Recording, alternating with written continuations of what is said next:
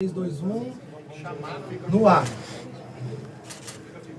Alô você, inicia agora mais um episódio especial do Inova Rio Podcast, aqui nos estúdios do Manancial da SEDAI. Seja bem-vindo você, engenheiro, profissional do setor de saneamento. Estamos aqui junto com o presidente da SEDAI. Seja bem-vindo aqui, Leonardo Soares. Obrigado. Pedrosa, representante diretor aqui da Aladir. Seja bem-vindo, Pedrosa. Obrigado. E a Mainá, grande amiga aqui, representando o Comitê Guandu, diretora-geral do Comitê Guandu. Seja bem-vinda, Mainá. Então você que sempre acompanha a gente aqui no Inova Rio, você que está aí também participando do evento, liga aqui nesse podcast, é uma abertura diferente que a gente está dando aqui nesse evento, né? Então, esse é um podcast, né? Um evento oferecido pela Abigio e pela SEDAI Manancial, está sendo promovido por esses dois, está sendo patrocinado pela GS Nima e pela Mútua Caixa de Assistência e apoiado pela Aladir e pelo Comitê Guandu. Então, gente, vamos começar aqui falando um pouco sobre inovação e saneamento, não é isso, Leonardo? É isso. E o tema desse evento, né, o Saneatec Rio, né, é inovação e tecnologia no saneamento. Como é que você enxerga à frente dessa grande companhia de saneamento, desse momento de tantas mudanças, de tantos desafios, né, que está sendo proposto? Como é que você enxerga essas duas temáticas, Leonardo? Inovação e tecnologia dentro do setor de saneamento. Bom, bom dia a todo mundo, bom dia patrocinadores, apoiadores, a ESB, enfim, Comitê Guandu, Aladir, enfim. Olha, a inovação nos dias de hoje, mais do que inovação tecnológica, inovação como gênero, não como espécie, a tecnologia é uma espécie dessa.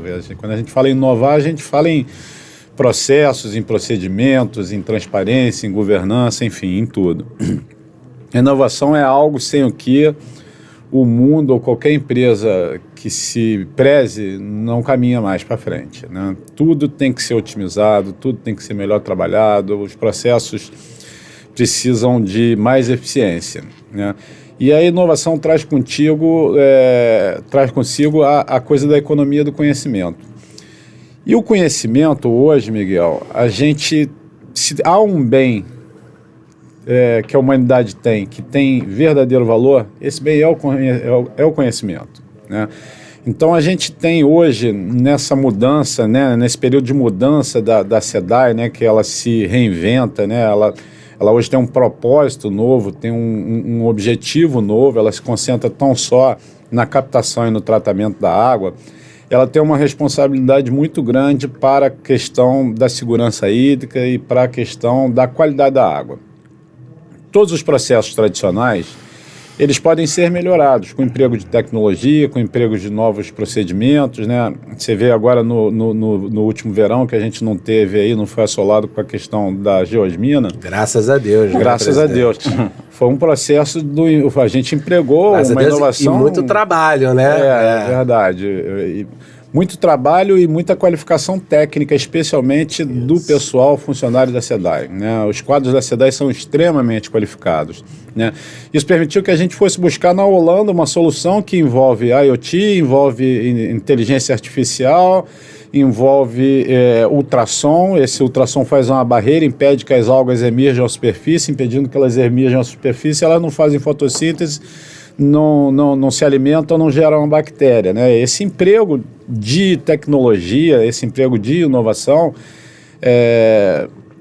ele, por exemplo, fez com que a SEDAI deixasse de gastar só no último verão, com a aquisição de carvão ativado, equivalente a 165 milhões. Você vê que resultado, né? Que resultado, né? E eu não estou nem falando, eu estou falando da economia financeira.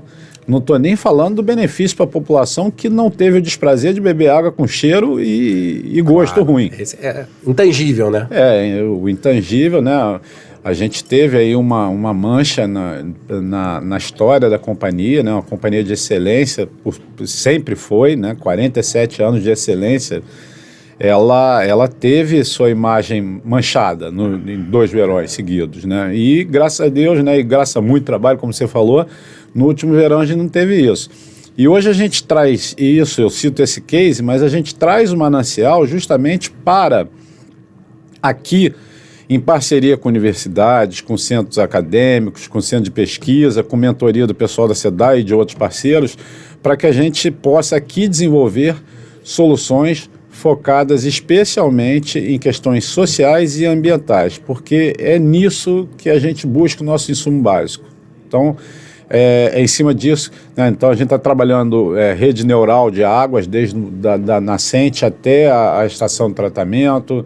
A gente está buscando identificar a fim de viabilizar medidas preditivas, né? A gente está verificando e checando quase que online, tendo informação sobre intrusões de todas as espécies em qualquer lugar, em qualquer percurso da água, né? Então a gente está hoje muito focado nisso. E focado nisso para utilizar essas soluções em proveito próprio, mas também para quem sabe se associar com essas novas soluções e essas novas empresas que desenvolveram essas soluções em parceria conosco, para levar isso para o mundo inteiro, porque afinal de contas, se a gente pegar o Guandu, que é a maior estação de tratamento de água do mundo, o que testa e funciona no Guandu tem tudo para funcionar no mundo inteiro. Vanguarda, né? Então, com certeza. É muito objetivo nosso hoje reter esse conhecimento dentro da casa, desenvolver esse conhecimento, prototipar soluções em parceria com quem quer que seja, né? E sair aí para utilizar em proveito próprio, mas também para quem sabe escalar isso e levar para outros lugares do mundo, né? Sonha ser uma patente, né, Leonardo? Então, vamos ver se a gente acumula essas patentes, né? Bacana pra caramba, ver se a gente acumula patentes, né? O objetivo é desenvolver conhecimento e ser proprietário desse conhecimento. Muito legal. Muito bom. Aí, ô Mainá, em cima do que o presidente está falando aqui, no Comitê Guandu também tem um projeto forte nessa parte de monitoramento, né? Bem calcado também numa inovação aí, né? E alta tecnologia. Como é que é essa questão aí? Dá um bom dia aí pra galera também, né? Bom, primeiramente, agradecer o convite, né, da ABS e da SEDAI aqui para sempre uma parceira, né? O Comitê Guandu com a gente aqui. Agradecer aí quem está assistindo, dando o meu bom dia, agradecer aí os associados, os membros do Comitê Guandu que estão assistindo. Bom, primeiramente a gente está falando aqui muito de inovação e das respostas que a inovação pode trazer, enfim, a respeito dessa questão do saneamento. Então, o que o Comitê Guandu fez, né? A gente recentemente aqui desenvolveu e já está em fase finalística aí para fechar, o que seria uma rede de monitoramento, que seria a rede ótima para aquela região do Guandu, que, como a gente sabe, é uma região estratégica, né? Então, todas essas ações que são feitas, das inovações, o próprio advento da concessão, a gente vai conseguir ver quais estão sendo as respostas para água bruta, que é o que está dentro da ingerência ali do comitê, em relação à quantidade e qualidade de água, através dessa rede que a gente está em fase finalística aí de dimensionar. Essa rede, ela é uma rede por tecnologia de monitoramento, de quase 200 pontos, né? São 106 pontos de monitoramento pluviométrico e fluviométrico. Tem qualidade também, ou Mainá? Tem. E aí a gente tem mais de 80 pontos de qualidade, né? 88 pontos de qualidade. Nossa. E desses a gente ainda tem 30 pontos que são de monitoramento do nível freático, muito em função de um outro programa nosso, visando essa gestão integrada da água bruta, que é o programa de pagamentos por serviços ambientais que a gente faz com os produtores. Então, a gente vai fazer também, dentro do projeto do Observatório da Bacia, o monitoramento da resposta desse programa, que é mais de infraestrutura. E esses dados vão estar disponíveis, assim, tipo, numa plataforma, em algum lugar que qualquer pessoa possa acessar? Sim, é importante que, assim, como a gente construiu para ser uma rede de monitoramento, seria a rede ótima, a melhor rede para essa região, a gente considera também que tem alguns pontos que já são monitorados pela SEDAI e pelo INEA. Então, tirando esses pontos, a gente fica aí com aproximadamente 80 pontos que seriam pontos vai integrar novos, tudo. Para integrar tudo, mas agregando esses novos pontos que a gente fez. E esses dados, eles vão ser fundamentais aí para a tomada de decisão, para, principalmente assim, para a gente detectar poluição difusa, poluição pontual. Projeto de pesquisa. Pra projetos Aí de pesquisa. entra muito calcado com o que o próprio manancial se propõe, junto com os centros de pesquisa, com as universidades, não é isso, Sim, presidente? perfeito, exatamente. Acho que vai ser aí uma sinergia muito forte, né? E ainda alertas de cheia para as populações ali ribeirinhas, que também é super estratégico e importante, a gente também teve esse olhar. E, principalmente, esses dados eles vão estar disponíveis através do Siga Guandu, que é a nossa plataforma de informações geográficas, ambientais, a respeito da região do Guandu, aberta para todo mundo. www.sigaguandu.com.br. Isso. E aí, a gente, através dessa plataforma, vai ter todos esses dados disponíveis. Agora sim, a gente está, só para finalizar, não tomar muito tempo, mas assim, a gente entrou nessa fase finalística do dimensionamento e agora a gente vai para a implementação e para a operação, onde a gente vai buscar qual é o melhor arranjo para fazer isso, os potenciais parceiros, enfim, o melhor arranjo para que a gente possa ter funcionando essa rede toda integrada e que vai ser estratégica quando a gente está falando de água ali para essa região que fornece água através da estação de tratamento da SEDAI para mais de 9 milhões de pessoas aí no nosso estado. Primeiro ponto fundamental para uma estratégia de segurança da água passa pela informação, né? Então, se você não tiver essa informação, não tem como fazer diagnóstico, fazer prognóstico, planejar e investir, né? Aí eu consigo monitorar a resposta das inovações para a água bruta, consigo monitorar, inclusive, até a resposta para a água bruta a respeito até da concessão, que é esse advento que a gente veio todo. Então, a gente vai conseguir... O avanço do setor do esgotamento sanitário, sistema de esgotamento sanitário nas cidades a montante, né, nas bacias a montante, por exemplo, da captação do Guandu, isso vai repercutir. Então, você vai conseguir mensurar essa resposta para a água bruta. Fundamental. E aí, agora, não menos importante, né, mas fundamental aqui para toda a discussão, até porque é o grande tema, né, Leonardo, desse nosso desse encontro aqui, nessa parceria. Primeiro, assim, também agradecer aqui em nome da ABS, né, a SEDAI, abraçar esse evento, um evento provocado que a gente quer discutir inovações tecnológicas dentro do setor de saneamento, e aí a Aladir que resolveu somar esforços, e aí também agradecendo também a GS Nima, né, no seu nome aí, Pedrosa, que resolveu trazer esse que é um tema, não é uma tecnologia nova, mas é vanguarda para o setor de saneamento, que é a discussão da aplicação de membranas no tratamento da água. E aí, objetivamente, né, a gente está falando aí de 3 possibilidades: ultrafiltração, reuso e dessalinização. Então é isso, Pedrosa? E como é que você vê o grande dilema disso aí, que é sempre o debate, vai ser a nossa primeira mesa, né? Como é que você vê a viabilidade técnica, econômica, ambiental disso? Cases aqui pro Rio de Janeiro, regulatórios. Como é que você enxerga isso, que vai ser o desenvolvimento aqui do nosso evento, o debate sobre esse assunto? Bom, primeiramente é uma satisfação enorme estar aqui conversando com vocês, compartilhando sobre reuso e dessalinização. Vou começar até fazendo um gancho aqui com o início da apresentação aqui do Leonardo, quando ele colocou que inovação não é uma inovação só em tecnologia, a inovação tem uma abrangência muito mais ampla, né? A inovação de como você vai fazer os negócios, fazer diferente, a inovação trazendo a macro tendência hoje de tecnologias digitais, de monitoramento, como foi colocado, e também aqui no Brasil, quando a gente fala de reuso e dessalinização, olhando uma experiência internacional e falando da inovação conectada com o mundo, né, como você comentou, trazendo aí tecnologias de fora, da Holanda, assim como tem outras, a gente também inovar em aspectos regulatórios, em aspectos econômicos, até tributários, uma política pública para uma nova economia.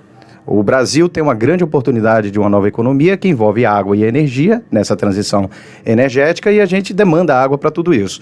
Então, primeiramente, eu queria até dando um alô, falar um pouquinho da Aladir. A Aladir é uma associação latino-americana, e aí com presença de todos os países da América Latina e empresas globais. Reunimos aí mais de 160 empresas. Essas empresas são empresas que têm experiências em reuso e dessalinização. O Brasil vai completar agora, no dia 1º de dezembro, vai ter até um evento, o primeiro grande projeto, que é o projeto Aquapolo, que está completando 10 anos, que hoje é operado pela GS Nima. A tecnologia... Que está aí, né? Está na primeira mesa, né? Para apresentar. É um projeto emblemático, porque tem uma capacidade de 3.600 metros cúbicos por hora, né? Hoje é operado pela GS Nima, é o maior projeto da América Latina, mas tem 10 anos. Então, tem inovações e tecnologia, caso venha evoluir, né? Para outros projetos, em outros lugares tem reuso, talvez em escala maior. Então, a gente tem muito que discutir a esse respeito. Tanto o aspecto ambiental, e a gente falar, isso aí eu acho que cabe até uma discussão mais específica, né? Falando o que a gente precisa melhorar do ponto de vista regulatório. Eu acho que o Brasil, em algumas regiões, tem que ficar atento a até reuso potável, recarga de manancial, tem agora questões associadas a isso. A dessalinização. Você fala o quanto é importante a dessalinização. Algumas décadas atrás, as pessoas sempre imaginavam a dessalinização como algo muito caro, né? Mas a inovação tecnológica hoje possibilita, no mundo inteiro, se a gente pegar, por exemplo, o Oriente Médio, onde é mais baixo, você tem 0,5 dólar por metro cúbico de água produzida, dessal, por causa do custo de energia. Na Austrália, que tem um custo de energia maior, já chega a 1,5. O primeiro PMI, 1,5 dólar por metro cúbico, dessalinizar água do mar. A primeira PMI de Fortaleza já chegou aí a 4,36, naquela época, tem seus ajustes. Então a gente vê o quanto que... 4,36 reais por metro cúbico, o consórcio que venceu para implementar. Então agora o que vem com tudo isso? Qual o consumo de energia por metro cúbico que deu lá Fortaleza? Hoje, em Fortaleza específico, o consórcio vencedor eu não conheço, mas hoje, uma operação, por exemplo, de uma das associadas, que é a GS Nima, onde eu trabalho também, no Chile, é 2,8 kWh por metro cúbico. Mas tá bom. Mas alguns anos atrás, isso era 10. E boa parte dessas inovações, uma delas recuperação de energia. Caramba. E baixou bastante, e digo mais, hoje à tarde... Os automóveis tinham que melhorar a eficiência que nem as plantas de salinização, né, pô? Muito devido à recuperação de energia, e digo mais, a gente vai apresentar inovações de vanguarda nessa associação com academia e universidades, e a gente tem soluções hoje de 1,7. Mas 1,7 associando dessalinização com reuso de água, porque você faz não uma osmose reversa, depois a gente entra numa osmose direta, aproveitando a água salobra do esgoto com a técnica, e aí a gente reduz o custo. É bem interessante. A gente vai ter tempo para discutir isso, né? Vai ser um dia inteiro só sobre reuso, então você que está aí nos acompanhando online, você que está aí presente, vamos poder aprofundar bastante nessa discussão técnica, mas assim como a abertura, né? Que como visão geral, eu quis só dar a introdução do que a gente tem para discutir. O docinho na boca da galera. O docinho na boca e dizer, por exemplo, a gente tem um aspecto regulatório para discutir. Né? Por exemplo, se o saneamento tem questões fiscais de incentivo, por que o reuso não pode ter? E por que não ter mais? E se o reuso é tão estratégico, sobretudo no Brasil que discute a produção de hidrogênio verde, e se você só produz hidrogênio com água, e essa discussão hoje se passa em várias regiões, porque também tem questões estratégicas, tem projetos de lei em andamento para isso. E tem de liberação. Vou dar um exemplo para você, hein, Pedrosa? Até pode ser uma parceria que a gente pode desenvolver aqui mais à frente. Lá na Fiocruz, eu fiz uma análise de viabilidade técnica e econômica sobre fazer o reuso. A gente tem uma ETE própria, né? E fazer reuso lá só para irrigação, porque lá é um campus muito arborizado. E se pagava economicamente em menos de 2 anos. Todo o investimento de adequar a ETE e fazer toda a rede de irrigação em 2 anos, porque você diminui a conta da água, e é 2 vezes, né? Porque a água e o esgoto, que você paga associado, Perfeito. né? E aí, o que aconteceu? A gente tá tendo uma barreira na questão da legislação, de poder fazer o reuso daquela água, sobre a ótica de que isso pode representar um risco, não sei o que e tal. Mas é muito mais por preconceito do que por técnica. Exato. E aí é que vem a curva do aprendizado. Ceará a gente aprovou, tá? Só não consigo aprovar aqui no Rio. E aí, todo mundo sabe, qualquer tipo de negócio... aceitáveis para cada tipo de uso. Exatamente. Em qualquer tipo de negócio, quando você vai inovar, você tem aquela curva de aprendizado, né? De você romper as barreiras. E eu não falo só do ponto de vista tecnológico, eu falo do ponto de vista de negócio. É a revolução que está trazendo o marco do saneamento. Então tem uma curva de aprendizado de tudo isso, né? E aí você vai e você tem que se comunicar. Esse é o papel da gente aqui, comunicar, contrapor, colocar os pontos. E nessa curva de aprendizado, a gente está nessa curva em reuso e dessalinização. Talvez em dessalinização, certamente o Brasil está muito atrás a outras iniciativas mundiais. Então, por isso que é importante a gente conhecer em reuso também. E, certamente, na relevância que a água tem em uma população mundial, que agora já vai em 8 bi, e toda a demanda, toda a responsabilidade da água na economia, a gente vai ter que acompanhar do ponto de vista regulatório também. E aí inovar de todas as formas, com grande debate e trazendo aí a viabilidade e água de qualidade para a economia e para as pessoas. Esse tema a novidade tem seu custo, né? Toda novidade. E o pioneirismo... Quem entra primeiro tem vantagem, mas paga seu preço. Assim, o importante Bandeirantes, né? Vai ter que ir capinando ali, né? Não, aí é isso. A vida toda é assim, tudo é assim, né? E o que não pode é faltar coragem para fazer. Perfeito. Tem que ter. O mundo não para. Isso não é fotografia, é filme. Né? E a gente tem que errar mesmo. Mas vamos errar com responsabilidade, novo, né? Conhecendo os riscos, sabendo a estratégia de mitigação. Vamos ousar realizar a ponto de que a gente tenha erros para que a gente possa ir corrigindo e amadurecendo. Aprender também com as experiências existentes em outros lugares. Com certeza. Fazendo aprender com o erro dos outros, exatamente.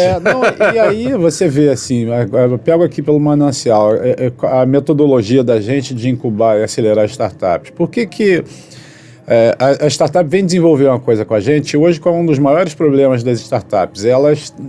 Tudo que vende, tudo que produz é risco.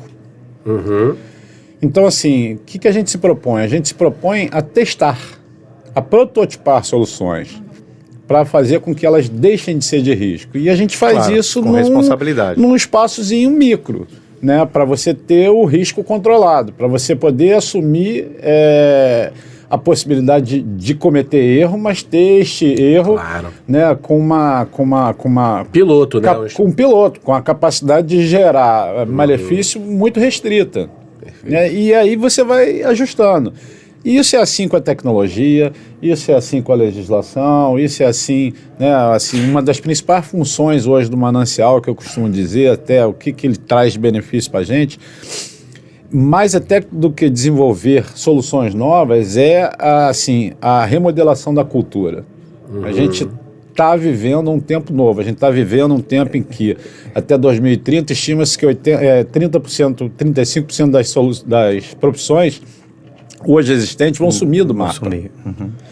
80% das que vão surgir, profissões, a gente não tem noção do que se trata, mas a gente sabe os skills que com ela... Podcaster. Eu fico brincando que a cada mês meu filho quer uma profissão, eu brinco com minha esposa e digo, olha, a profissão que ele vai ser talvez nem exista hoje, né? Ainda não existe. Mas, provável. Aproveitando, fazendo um gancho, você vê essa questão da mudança do comportamento, né? A gente está num ambiente universitário, por exemplo, eu vou contar esse caso, é bem interessante para contextualizar com o SEDAI também. Falando de reuso e comentando, aí eu pedi pro pessoal levantar a mão. Quem aqui bebe água da torneira? Em geral, no Brasil, né? Eu tava numa palestra no México, mas tinha gente do Brasil, da América. Quem bebe água da torneira? A maioria das pessoas não levantaram a mão. E dizem, vocês querem beber água de reuso? Então, eu acho que veja o paradigma. As pessoas ainda, às vezes, em determinadas regiões e locais, tem um paradigma de beber água diretamente da torneira, né? Imagine beber uma água de reuso. Então, assim, veja que a gente tem uma curva de aprendizado muito mais desafiadora do que e de própria segurança do sistema também, né? Eu acho que passa por todo... Passa por isso. E essa relação de confiança, de construção, e aí a gente sabe que eu passo, por exemplo, o reuso para fins industriais, como é o caso que acontece no Aquapolo, depois com segurança para fins agrícolas, mas também a gente não pode tornar uma legislação tão rígida e não ter coragem de fazer algo com segurança diante de tantas informações que a gente tem para evoluir também no reuso agrícola, recarga de manancial para chegar. E isso também não é a solução para todo lugar. Sim. A solução é adequada para determinadas realidades. A gente tem que entender que realidades do Brasil, um país continental, demanda ou soluções. E às vezes, né, são muitos Brasis, às vezes dessal é boa alternativa, reuso, conexão de bacia, né? Integração de bacias hidrográficas, como o Brasil trabalha, enfim, isso que é a nossa realidade. Só não fechar sempre para a mesma solução, porque ela se esgota, a gente tem que estar amplo, né? E isso tudo, assim, só complementando, perpassa você ter uma aceitação, e a pessoa só vai aceitar aquilo ali a partir do momento que ela conhece, porque tudo que a gente trata de inovação, de coisa nova, você naturalmente já tem uma barreira do próprio conhecimento e da vivência da pessoa. E até pensando nisso, voltando aqui pro Comitê Guandu. Claro, tem que fazer o jabá da instituição. Claro, tá a gente representando. assinou, inclusive, um acordo de cooperação técnica com a Águas de Portugal, objetivando levar esse conhecimento de como é que é a legislação do lado de fora, como é que são as outras legislações e como é que o reuso é trabalhado nos outros lugares, para que você tenha uma multiplicação desse conhecimento e para que a própria sociedade, de uma maneira geral, participe de uma maneira adequada, conhecendo aquilo ali, de todo esse processo que está sendo construído, principalmente no Estado, a parte da regulamentação do reuso, isso tudo. Então, de uma maneira geral, as pessoas precisam conhecer para que elas estejam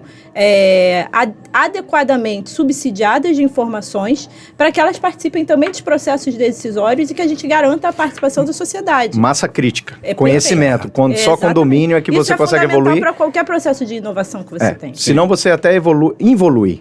Ao invés de você fazer uma mudança positiva, às vezes você pode ter uma mudança ruim, né? E o nosso setor não se comunica bem. Isso é uma autocrítica que a gente precisa fazer. Então, tamo você aqui... na ABS, aonde você pode melhorar? Não, então, estamos aqui fazendo esse desafio. O próprio podcast já essas conexões são não, mas esse é um desafio, esse é um desafio, entendeu? E eu acho que a gente está aí capinando essa nova fronteira aí, Mas olha, acertando, errando, né? E buscando esses espaços. Eu vou te falar, não é privilégio do setor, não, viu? Isso é um pouco geral. A coisa da comunicação, assim como a coisa da engenharia, a coisa da a engenharia legislação... se comunica bem mal. Mas eu acho que é mais genérico, sistêmico, de uma forma geral. Eu acho que é sistêmico. E tem muita desinformação também. Tem desinformação e tem a coisa... Uma vez eu escrevi um artigo que o título do artigo era... O pessoal de inovação fala muito em ecossistema de inovação, né? E o nome do artigo que eu escrevi era Ecossistema ou Ecossistema? Legal, já entendi o tema. Então, a gente tem